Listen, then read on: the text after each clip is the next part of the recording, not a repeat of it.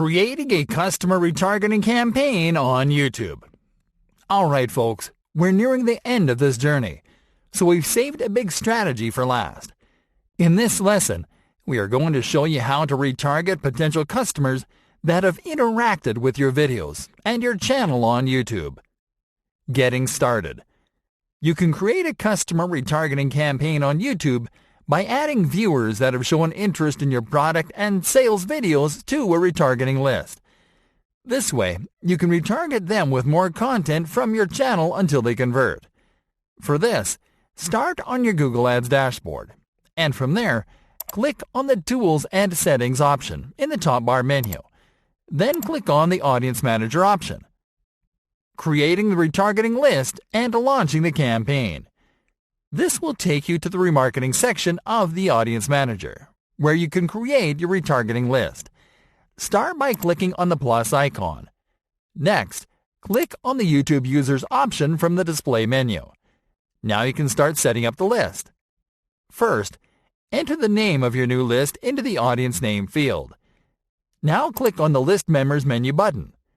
Here you can select which users to retarget according to how they interact with your videos or your channel.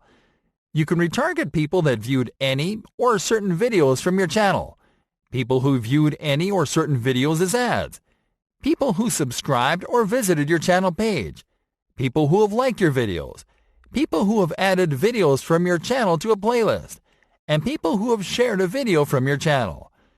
The best strategy here is to select Viewed Any Video as an ad from a channel.